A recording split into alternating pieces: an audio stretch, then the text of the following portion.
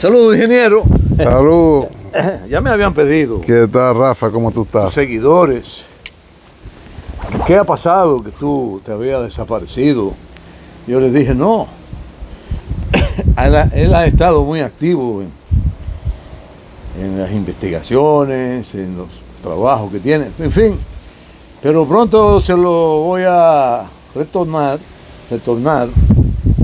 Y publiqué una de las entrevistas que habíamos hecho. No sé si la viste. Sí, la repetiste. No sé si quedó bien, si no quedó Sí, bien, claro. bueno, pero hoy hay muchos temas, por lo que hay que darle todo el tiempo necesario para que el ingeniero nos oriente, nos explique, nos observe, nos aclare, en fin, ingeniero, sin darle más vuelta al asunto. Estamos hablando con el ingeniero Alfredo Oquendo,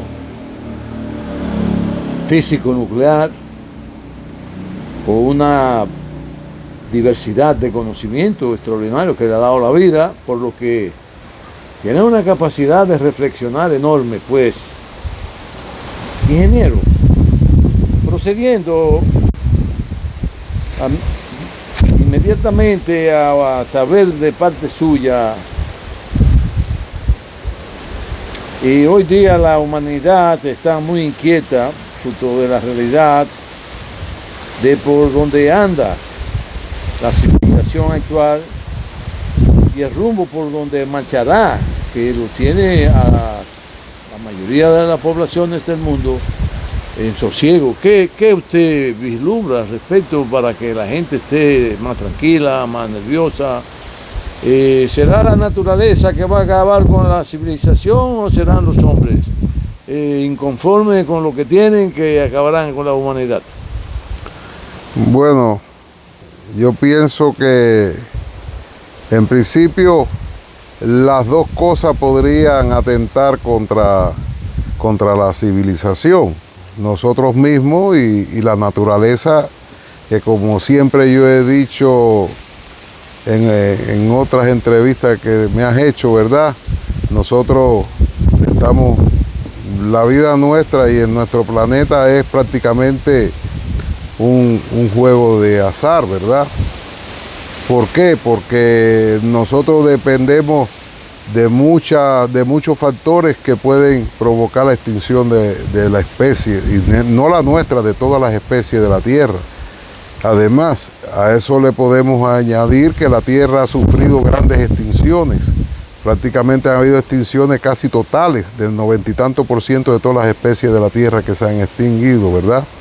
Con lo cual, el ser humano está consciente, o por lo menos el ser humano, las personas que vivimos en este contexto histórico de la humanidad, con los conocimientos que se han adquirido, estamos conscientes que dependemos de factores que son impredecibles.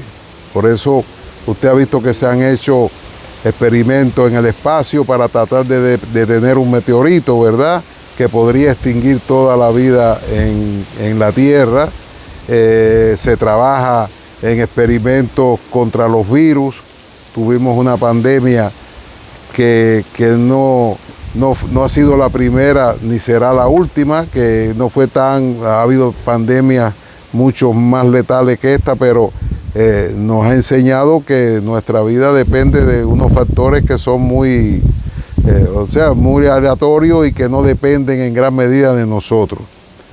Eso con relación a la naturaleza. Después, el desarrollo de la civilización y el desarrollo de la humanidad actual ha dado unos saltos muy grandes, ¿verdad?, en cuanto a conocimientos, en cuanto a problemáticas mundiales que antes no lo teníamos. Era más pausado todo, ¿verdad? Y ahora mismo existen unas tensiones que en los años 70, en los años 80 se lograron menguar, ¿verdad? Con tratados internacionales que de una forma u otra nos protegía de una posibilidad de ataques nucleares mutuos entre países contrincantes, ¿verdad? Y ahora hemos visto cómo los líderes mundiales, en una línea nunca vista, se han empezado a eliminar tratados que de una forma u otra le daba a la humanidad cierta seguridad, ¿verdad? Entonces, por ese lado también estamos mal. O sea que si le sumamos a las posibilidades del azar que vive en nuestro planeta, con las posibilidades que podemos tener confrontaciones, pues en los últimos años hemos visto que esto se ha ido incrementando. En la sociedad, esta confrontación se ha incrementado producto a la avaricia, producto a la necesidad de recursos que tienen diferentes países del mundo y que en otras circunstancias, y si nos remontamos a 100, 200 años atrás, ¿verdad? Ellos podrían obtener esos recursos con una simple guerra, con una simple invasión. Eso ahora se ha limitado. Ahora han visto que eso no es así, porque los países contrincantes se han fortalecido y se han ido uniendo en un bien común o intereses que tienen estos países que se están confrontando, ¿verdad? Entonces eso, pues lógicamente trae como consecuencia que nuestro reloj nuclear, que lo hablábamos en un programa anterior, pues se acerque cada vez más a la hora cero, ¿no? Entonces, desde ese punto de vista estamos viviendo momentos difíciles. Y si te fijas, estos momentos difíciles hemos llegado simplemente desde mi punto de vista, por malas direcciones que han existido de personas, de personalidades y sistemas que no han logrado interpretar la peligrosidad que existe ahora en el mundo. Piensan que todo es un juego, piensan que realizar una amenaza nuclear, eso son palabras de más allá, sin saber o sin tener plena conciencia que lo que están diciendo, primero es una locura y segundo, que tienen que saber que una confrontación de esa índole no va a quedar ni ganadores ni perdedores, nos vamos a ir todos. Entonces, esa situación, el desconocimiento de estos líderes actuales, yo me recuerdo en la época de la Unión Soviética cuando Ronald Reagan, ¿verdad?, independientemente a su posición de fuerza y demás, logró realizar tratados de estabilidad, ¿verdad? Sin embargo, ahora mismo, pues usted ha visto que esos tratados de estabilidad que se firmaron en aquel momento y que simplemente había que seguirlos renovando, pues el gobierno de Estados Unidos en el primer mandato de Trump se eliminaron, ahora se van a seguir eliminando otros. Entonces, ¿a dónde vamos? A la ley de la jungla. Entonces tenemos que entender que hay una serie de países que en esa ley de la jungla no compiten ni remotamente. Porque tener un arsenal pequeño nuclear, eso no significa nada. Cuando existe... O grande, si no tiene la tecnología adecuada. Está bien, por eso, pero que no significa nada desde el punto de vista que donde hay elefantes caminando, ahí las posibilidades de un caracol o las posibilidades de una simple ovejita son ínfimas de poder subsistir a donde están galopando elefantes. Entonces, esa posición de gobierno que no tienen ni los recursos, no tienen ni los medios tecnológicos de un enfrentamiento a esos niveles, es una posición obtusa, una posición de brutalidad. Porque si yo sé que yo tengo ahí frente a mí una persona que es más fuerte, más joven, oye, yo evito la confrontación si tengo dos dedos de frente, porque las posibilidades, eso sin perder la honorabilidad mía, ¿verdad? Pero yo lo evito, porque yo sé que tengo el 99,9% de perderlo. Y el 0,1%, eso, lo ganaría si le cae un rayo y lo mata delante de mí, entonces yo gané. De otra forma no tengo salvación. Pues aquí pasa lo mismo. Entonces, el mundo está en esa situación que hay un periodo de agresividad mutua, ¿verdad?, entre los dos sistemas, uno por tratar de seguir controlando y otro sistema u otra organización de países que ya no se van a dejar controlar. Así de claro. ¿No habrá la posibilidad que se dé la confrontación a nivel diplomático y puedan los sectores que están pujando por la hegemonía en el mundo entender que ya no puede solo un bloque ser el Armagedón de toda la humanidad y dividirse entre 3 grupos, entre 4 grupos, la posibilidad de incidir como bloque y luego buscar soluciones colectivas de los diferentes grupos hegemónicos? Pues claro, esa posibilidad está. Además, existe esa única posibilidad. ¿Por qué? Porque ya estamos visto que el mundo ya no es, como mismo has dicho, ya no existe un solo sistema. Se ha vuelto a la posición de cuando existía la Unión Soviética y el Pacto de Varsovia, ¿verdad? Hemos llegado no a esa posición porque no hay un pacto así planteado, pero sí hay una agrupación de países que están de un lado y otros países que están del otro lado. ¿Qué sucede? Que ahora mismo, si lo analizamos así fríamente desde mi punto de vista, hay una cantidad de países que están de un lado, encabezados por Estados Unidos, ¿verdad?, los países occidentales principales, Canadá, Europa en su conjunto, Australia por un lado, por otro lado Japón, y hay otro lado, Corea del Norte, del Sur, y hay otro lado con la misma capacidad o superior desde el punto de vista económico, donde se agrupa China, donde se agrupa Rusia, se agrupa ahora mismo la India, y tecnológico. Por eso digo que la capacidad no solamente es nuclear, es una capacidad financiera, de recursos económicos, es una capacidad de materias primas que es muy superior a lo que pueda tener Europa, Estados Unidos y Canadá juntos, ¿verdad? Porque usted me dirá, usted sabe bien, mi amigo Rafaelito, que toda la reserva de las grandes reservas de minerales, de energía, de combustible, de gas, ¿dónde están? En Rusia. ¿Dónde están? En Brasil.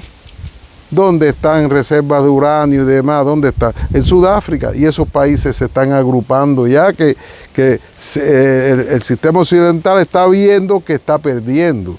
Y lo más importante o lo peor es que han perdido la fortaleza de la moneda bajo la cual se existían. Por eso hemos visto las amenazas que se están haciendo constantemente, diciendo pues los BRICS están atentando contra el dólar y eso no lo vamos a permitir. Fueron palabras ahora mismo de Trump. Entonces, hay veces que ¿y con qué se cuenta? Sí. Ingeniero, se estima que la última extinción tuvo un periodo de 65 millones de años atrás. Sí, fue una extinción donde 67, donde perecieron, el causante fue un meteorito que cayó ahí en la zona de Yucatán, en México, ¿verdad?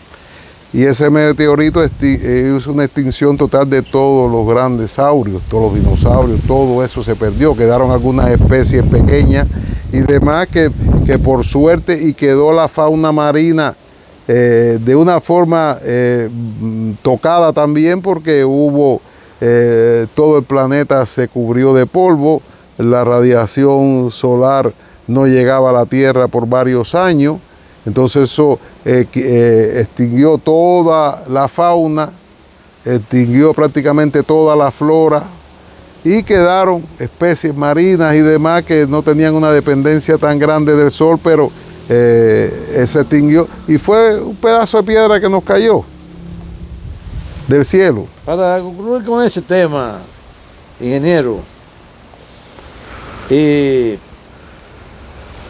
Hay una teoría de los conspiradores de que en medio del Pacífico había un continente y que fruto de una explosión nuclear desapareció. ¿Qué tanto puede tener eso? No. Explosión nuclear aquí en la Tierra no ha existido. Aquí lo que ha existido a lo largo de los 4.500 millones de años que tiene la Tierra de existencia, ha existido una degradación del uranio.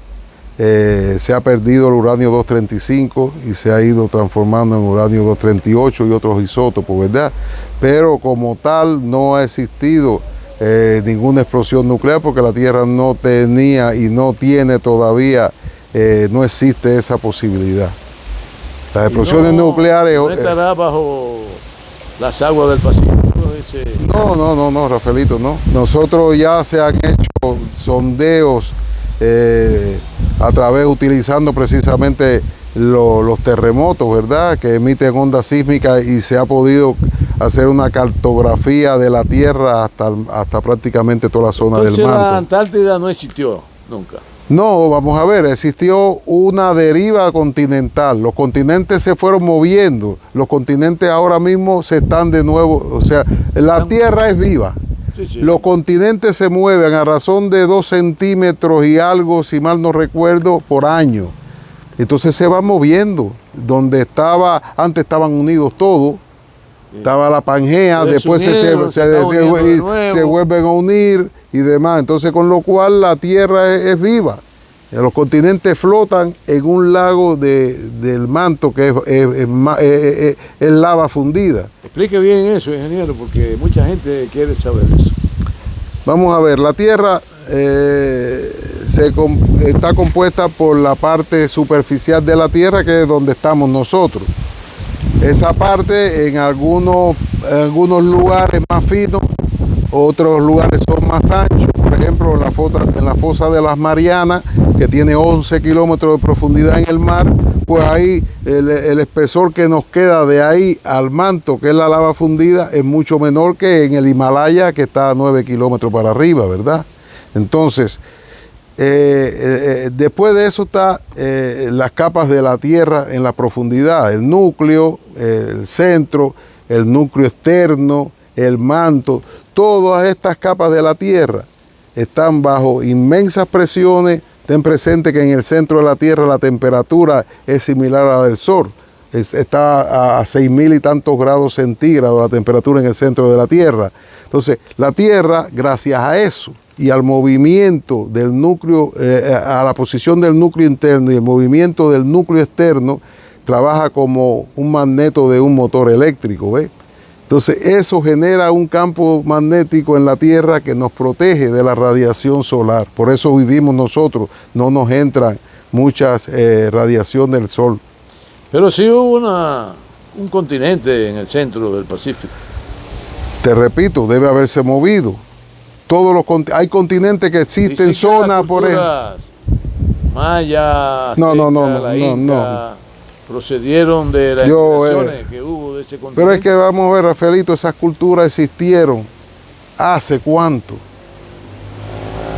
¿Cuándo existieron esa cultura? Esa cultura lo que tienen, estamos hablando, puede ser quizás 1000, yo no recuerdo bien la cifra, 1000 años, 2000 años quizás antes de las pirámides, ¿verdad? O en esa época. Entonces, son culturas que son muy jóvenes, que en ese momento no existía ese tipo de civilizaciones. La Tierra, se sabe las estadísticas que ha tenido la Tierra en esos momentos, de cuando empezó el descubrimiento de América, eran escasos, no recuerdo, no quiero dar cifras que no me recuerdo, pero estamos hablando de quizás 3 millones, 4 o 5 millones lo que existía en la Tierra. Y ahora estamos hablando de 1.500 millones solamente en China y otro tanto en la India, 1.500. Y en aquel momento eran pocos millones lo que existían en la Tierra. Parece que al ingeniero se le olvida porque lo dijo hace un rato, que la Tierra tiene 4.500 millones de años de edad. Sí. 4.000 millones de años de edad. Sí. Está hablando de 1.000 millones, eso es insignificante. Pero bien, civilizaciones desde mi punto de vista han habido por muchas, pero veremos. Cada día descubren una nueva. Bueno, en otro tema, ingeniero, el futuro a 20, 30, 50 años de energía que consumimos y consumiremos, ¿cuál camino habrá de transitar para ofrecer soluciones a la demanda mundial y su proceso de auge científico de las diferentes formas en que se están desenvolviendo las civilizaciones actuales? Bueno, desde la revolución industrial, ¿verdad?, hasta la fecha, las civilizaciones, no hablamos de civilización, nosotros, ¿verdad?, cuando se fue la revolución industrial, nos dimos cuenta de que la energía era vital para el desarrollo, ¿verdad? Desde que aparece el motor de combustión interna, aparece la electricidad, nos hemos dado cuenta y hemos sabido que tenemos una dependencia directa de la energía.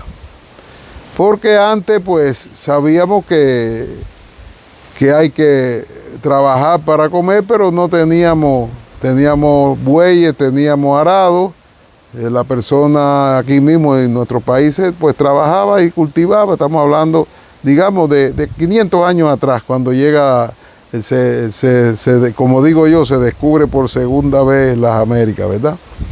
En ese momento no había una dependencia de la energía, se sabía que existía la energía. Posteriormente ya ahí tenemos a Isaac Newton, que ya plantea fórmulas concretas de la física, pero la energía tal y como nosotros la estamos ahora mismo analizando, en aquel contexto no se miraba nunca. Ni siquiera se miraba, bueno, sabes que en aquella época pues se alumbraba con aceite de ballena, sabíamos que se quemaba y se usaba madera, que sabíamos que daba calor, pero el concepto actual de energía en los últimos, digamos, 100 años ha variado totalmente. Ahora mismo conocemos muchas formas de energía que anteriormente ni sabíamos que existían, ¿verdad? Fueron los desarrollos de la física, de personas muy inteligentes o muy, digamos, que veían de cerca los problemas, que han podido desentrañar poco a poco todas estas nuevas formas de energía, ¿no? Es que no sabíamos ni prácticamente en esa época veíamos las estrellas y pensábamos que nosotros estábamos aquí en esta zona de Amay y que no existía el universo como está, ¿verdad? Entonces ahora mismo el mundo sabe que con las energías tradicionales, y me refiero a energías tradicionales no solamente al combustible, o sea, digamos al combustible fósil, ¿verdad? Los combustibles fósiles, me refiero a energía ya más compleja como es la nuclear. Sabemos que con esa energía sí vamos a tener una posibilidad mayor de seguir desarrollándonos, pero no es la energía que nos va a permitir dar un salto cuantitativo en el proceso de obtención de energía, ¿verdad? Porque sabemos que la energía nuclear, que es la más, digamos, la más actual, la más moderna, la que más energía por gramo produce, no es la solución a la larga, porque el desarrollo de la humanidad necesita de mucha más energía. Entonces ahora mismo sabemos que la única solución real y que vamos a llegar o tenemos que llegar, que en otros programas lo hemos hablado, es a la fusión nuclear. Sin la fusión nuclear no vamos a poder llegar a lo que espera la humanidad que lleguemos. ¿Cuál es la diferencia entre la fusión con el uranio y la fusión nuclear? No, una diferencia abismal. Para que tengas una idea, ahora te voy a explicar. Cuando tú fundes un gramo no de uranio, porque tú tienes que producir, no fundirle la palabra, yo me refiero a fusionar en la energía ahora mismo, de la división nuclear, con el uranio es división nuclear. La fusión nuclear es el mismo proceso que ocurre en el Sol. Pues cuando tú fusionas 1 gramo de materia, produce miles de veces más energía que la que produce con 1 tonelada de uranio. ¿Entiendes? Entonces esa gran diferencia en la energía que se produce en las dos formas de generación de energía hace la gran diferencia. Después tenemos que la fusión nuclear pues se realiza a través de isótopos del hidrógeno. Nuestro universo y todo, su base principal, el primer elemento de la tabla periódica es el hidrógeno, con lo cual existe mucho hidrógeno. Donde quiera que tú ves al lado, tenemos hidrógeno. Dentro de una hoja, ahí existe la molécula de hidrógeno porque está compuesta, por ejemplo, en las cadenas de la materia, de la clorofila y demás, tiene el átomo de hidrógeno. En todos los lugares prácticamente que existen está el hidrógeno como elemento. El oxígeno en menor cantidad, ¿verdad? Pero el hidrógeno sí, porque todo tiene presencia de hidrógeno. De hecho, las estrellas es hidrógeno, ¿verdad? Sí. Entonces, ¿qué te quiero decir con esto? Que el hecho de lograr la fusión nuclear es el gran paso de la humanidad hacia el futuro, donde no vamos a necesitar más ningún tipo de energía. Ahora mismo, pues, se está utilizando la radiación solar en los paneles, pero eso es lo que se genera, es una eficiencia que no llega el 15% de eficiencia, todo lo otro se pierde. Entonces, en ese sistema nuevo que habrá de producirse la energía, ¿qué papel jugará este mineral, el torio? No, el torio está jugando un papel ahora mismo similar al uranio. Lo que pasa es que el torio es un elemento radioactivo que realiza la misma función del uranio, pero el proceso de degradación es más lento y tú puedes tener un reactor de torio que va a trabajar por más años sin tener que tener una intervención directa del humano para recargar y demás, ¿verdad? Pero el principio es el mismo. Eso no es una solución ahora mismo a largo plazo lo que necesitaría la humanidad. Además que las cantidades de torio pues también son limitadas, igual que la del uranio y demás de otros elementos. Igual. Entonces por eso no es una solución, digamos, es lo mismo, es más de lo mismo. Pero acaban de anunciar en China y en algunos medios que responden a la política nacional de China de que tienen torio para 50, 60 mil años. Sí, porque el torio es un elemento, pero el problema es que la generación, estamos hablando de producción de energía. Va a producir... torio para producir energía durante 50. Está bien, pero estamos de acuerdo, pero no es... A ver cómo te puedo explicar.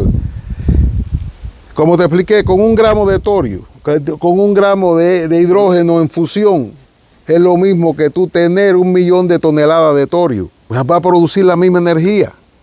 Esa es la gran diferencia. Entonces, por eso la humanidad tiene y está trabajando en aras de plantearse los reactores de fusión nuclear, que sería la solución. Entonces, esa es la solución, esa no la del torio. No, la del torio es otra solución similar a la del uranio. Ok. Ingeniero, ¿quería agregar algo más sobre eso para que la gente quede edificada? Está bien, Rafaelito. Yo no, ¿qué más te puedo decir?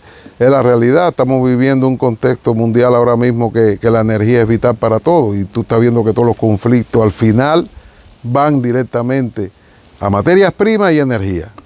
Sí. No hay otra cosa. Por eso la importancia de que sea por fusión. La fusión nuclear resolvería todos los problemas. Sí, con un isótopo de hidrógeno. ¿Cómo tú podrías explicar a la gente qué es lo que es un isótopo de hidrógeno? Vamos a ver, el hidrógeno H2, que el hidrógeno se llama hidrógeno molecular, es el hidrógeno que cuando se inicia en sí las reacciones en las estrellas y demás se inicia porque existe una concentración de este hidrógeno, ¿verdad?, en las galaxias o en la zona de producción de estrellas, ¿no?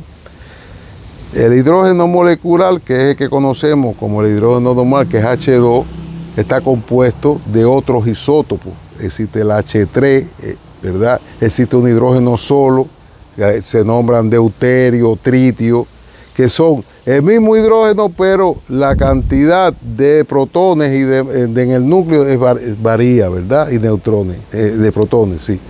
Entonces, a partir de ahí, el elemento, uno de los isótopos principales para la producción de la fusión es el del deuterio, creo que, ahora no me recuerdo porque son conceptos antiguos míos. Es uno de esos isótopos, que es el que permite realizar con un costo, y es el que se utiliza actualmente para generar la fusión nuclear que se están logrando en laboratorio. Eso no quiere decir que no se logren fusiones nucleares con elementos más pesados, ¿verdad? Se pueden organizar con oxígeno, con carbono, pero iniciar una reacción el isótopo es el mismo hidrógeno, pero con otras características de masa y el isótopo es como un quintal. No, es el mismo, no es una medida. Es un elemento. Es el mismo hidrógeno, pero que su composición del núcleo es diferente, varía con los elementos que forman el núcleo del isótopo. ¿Entiendes? Sí. Vamos a ver, el hidrógeno, como te decía, es H2, ¿verdad? Sí. Digamos, tiene un protón, Okay. ¿verdad? Pues el isótopo tiene un protón y tiene, es que ahora no me recuerdo bien si son 2 protones, deuterio creo que son 2 protones o 2 neutrones, no me recuerdo ahora, Rafaelito, y no quiero dar una información que no me recuerdo bien. Son elementos que se logran de la misma desintegración de la matriz. El uranio, por ejemplo, el uranio tiene isótopos, el 235, el 238, son isótopos del uranio y se producen otros isótopos. ¿El isótopo qué es lo que es en sí? Te vuelvo a repetir, es el mismo hidrógeno, pero con una masa y una composición interna diferente al hidrógeno normal. Ahí está. Entonces debe tener ese isótopo una clasificación. Claro, por ejemplo, aquí el isótopo, vamos a ver, para que tengan una idea, el isótopo que se utiliza en la fusión nuclear en la Tierra, lo que existe creo que son 5 kilogramos nada más. Recogiendo todo el isótopo del deuterio que existe en la Tierra, nada más que existen 5 kilogramos. Sin embargo, en la Luna existen toneladas.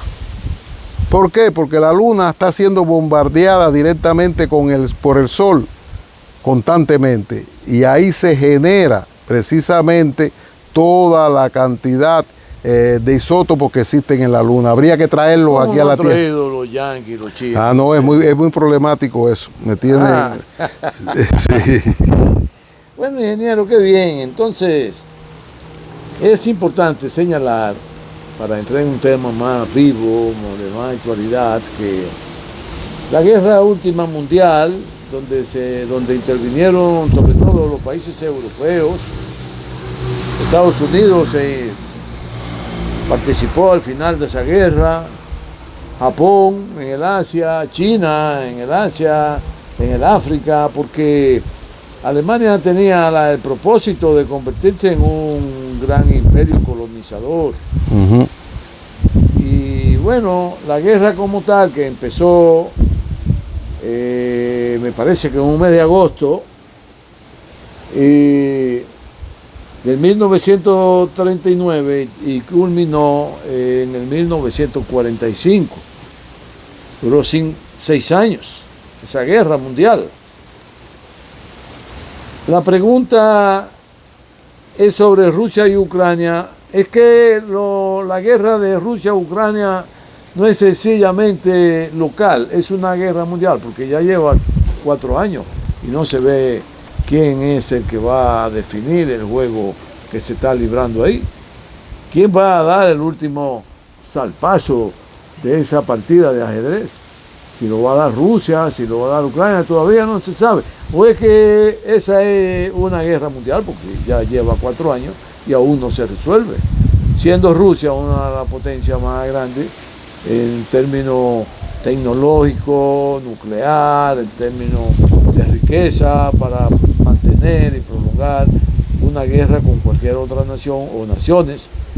Es que no es solo Ucrania, ingeniero, la guerra que... Pero claro, es que Rusia está luchando con más de 50 países del mundo occidental.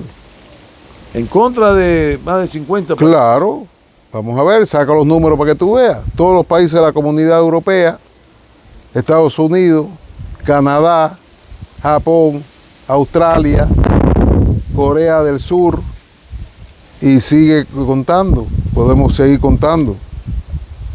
Entonces, saca los números de todos esos países que de una forma directa o indirecta. Estados Unidos. Por eso te digo, Estados Unidos, Canadá, toda la Comunidad Europea y todos los países de la OTAN. Entonces, Rusia está luchando contra todos, porque todos están aportando dinero, están aportando todas las armas que están, y Rusia está contra todos. Ahora pues están aliados con los coreanos, está bien, perfecto, pero el grueso de eso lo ha mantenido Rusia. Corea del Norte, sí. China se ha mantenido imparcial en esta situación porque China tiene sus propios conflictos, pero Rusia está contra todo. Y entonces, tú me preguntas ¿en qué va a parar? Yo lo que sí te puedo decir algo, Rafaelito, de mi conocimiento de Rusia y del pueblo ruso y del ruso como tal. Rusia no va a ceder nunca a los planteamientos de una presión internacional, venga el que venga. Y ha habido declaraciones, si Rusia cede, dejaremos de existir. Y por supuesto, nadie quiere dejar de existir. Entonces, mientras no se interiorice eso, va a estar la guerra. Y que vengan sanciones y que venga lo que venga. Se buscarán las soluciones. Desgraciadamente es así. Y podemos decir que eso es capricho, pero es así, no va a cambiar. Si Occidente no da su brazo a torcer, Rusia no lo va a dar tampoco, cueste lo que cueste. Entonces ahí no hay más nada que hacer. Si no se logra entender eso, serán 3 años, 5 años, 10 años, 20 años. Pero lo que estoy seguro que su objetivo ella lo va a cumplir o dejará de existir en el intento. Así de claro. Quiere decir que definitivamente nadie puede echarse el fardo de la humanidad encima de sus hombros sin que no se aplaste. Es que el problema está, Rafaelito. Lo dijo Víctor Hugo. Sí, pero que te quiero decir algo. El fardo de la humanidad ya Rusia se lo ha echado ya, y la última vez fue en la guerra, en la Segunda Guerra Mundial. Pero la dominación de ellos. Ah, no, la dominación nadie se la va a echar, claro que no. Entonces Estados Unidos está muy fuera de orden, muy fuera de razón. Pues bueno. Creyendo que lo va a poder lograr. Pues ya está, ahí está el error. ¿No habrá entonces paz diplomática? ¿Será bombazo? Bueno, no, vamos a ver. Puede haber paz diplomática si las exigencias por la cual Rusia empezó el conflicto y que lo alertó y se metió años alertándolo desde 2014 que iba a llegar a eso. Si no se cumple la exigencia por lo cual se inició este conflicto, no va a haber paz diplomática. ¿Te acuerdas la danza de la frontera que hicimos? Una entrevista aquí, ¿verdad? Muy así bien. Es. ¿Seguirán moviéndose y bailando las fronteras? Pudiera ser.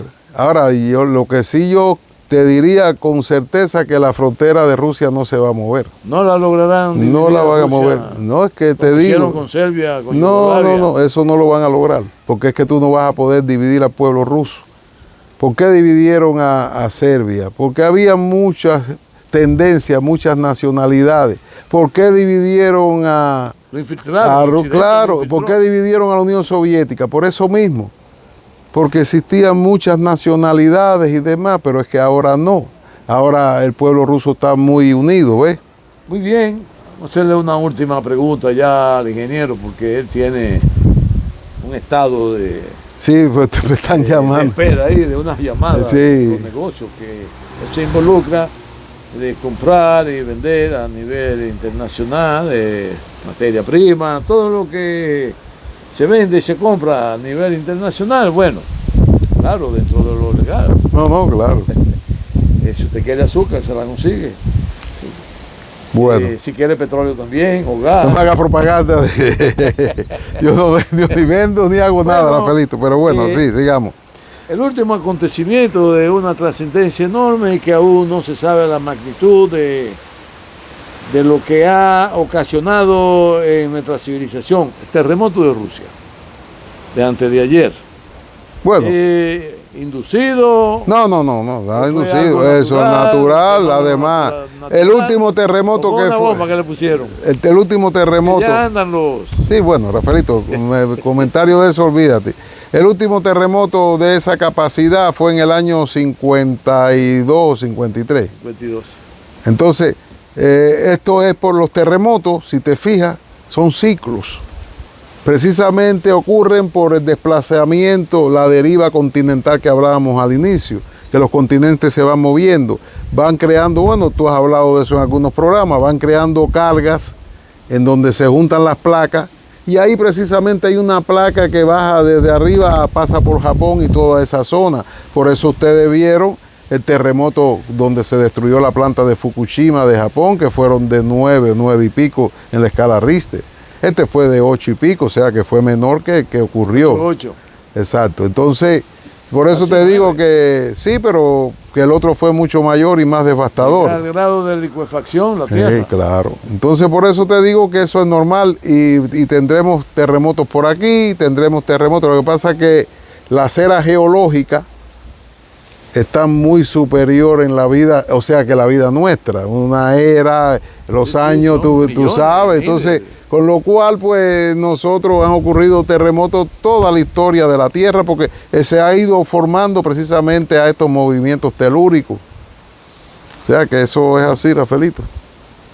Bueno, ingeniero, sobre eso, y los daños, ¿cuánto se calculan en Rusia? No, los daños fue en las Islas Kuriles y demás, ahí no hubo daños grandiosos, porque esos son islas que de hecho están en la zona fronteriza con Japón y son daños en una industria de pesca y demás, ¿verdad? Ahora, como hubo después el tsunami, pues trajo otras colaterales, pero en Rusia no.